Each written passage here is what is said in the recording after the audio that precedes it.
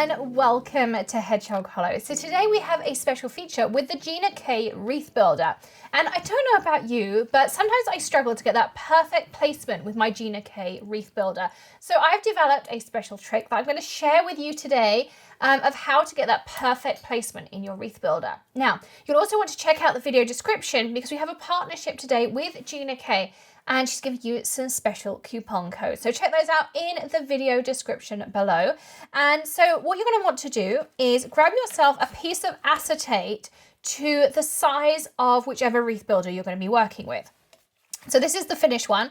I'm going to do one here. So I'm using the larger of the two sizes. So you get wreath builders in the smaller size, or you can get the mega wreath builders as well. And we're covering that in a second video tomorrow. But this one is cut down to 3 3/4 inches square. Now this is thicker acetate. This is construction acetate from Tonic Studios. Again, linked in the video description. And if you're a Hedgehog Hollow Perks member, you can get 10% off at Tonic Studios every single day. And we'll link that for you in that top right-hand corner. And what you're going to want to do is take that piece of acetate, grab a ruler and a Sharpie, and we're going to start making some markings. So we're going to go corner to corner first of all. So these are the simple ones, corner to corner, just like this. And corner to corner, again on the other side. So I do it on the white piece of my palette area just because it makes it a little bit easier. Just like that. So you're going to have that nice line through the center. And then the next thing you're going to want to do is you've just found your central line. So this is a little bit of a top tip. If you have the Tim Holtz glass mat, this bit becomes super simple. Is you can find your central point using that center line. Like so. My center line seems to be slightly off, but it should be here. So again, and remember to allow for the thickness of your Sharpie pen.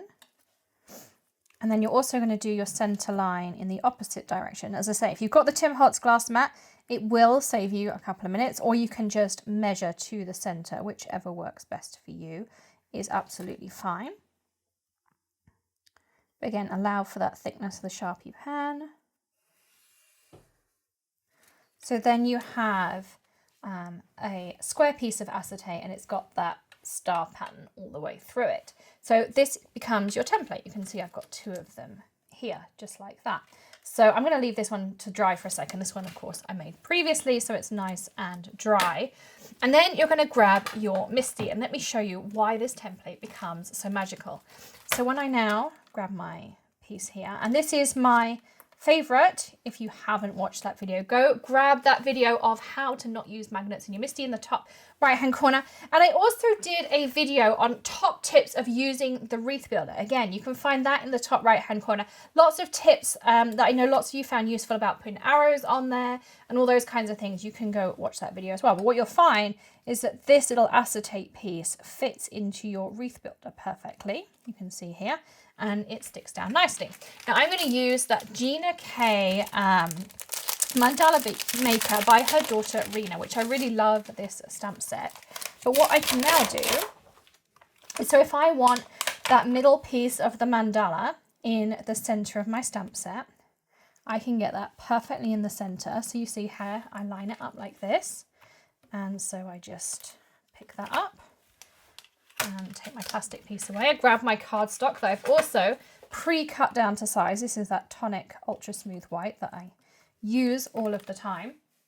And I'm going to use some of my Gina K ink cubes here. I've got some really pretty colours, although some of them are brand new and still have their stickers on.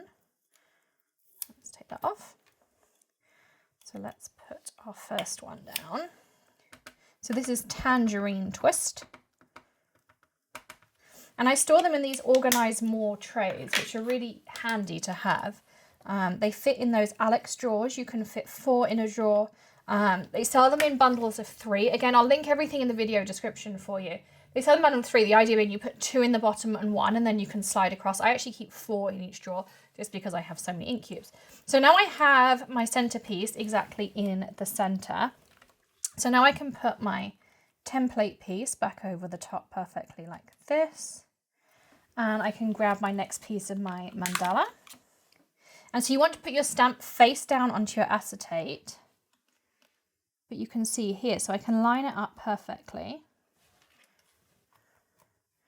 Again.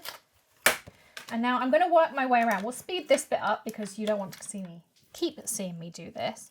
And also you can see I have a lot of new ink cubes because I stocked up when she had a sale last time. But we do have some coupon codes for you this time. But this is a super easy tip. So I'm just going to keep going around. And what you're going to see is I'm going to build up this perfect mandala, but doing it using this little trick that I have for you here. And I should use my own arrows so that I know what direction I'm going in. But what it's going to mean is that each time I can build it up in that perfect place to have perfect placement.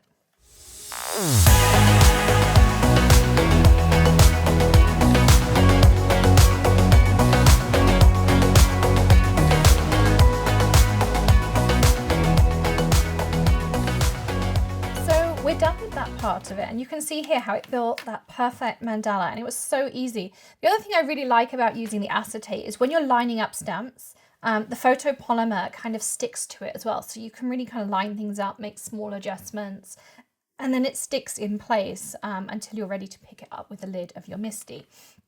Now I will mount this up into a card, and you'll see that at the end of the video, but look how that perfect mandala comes together.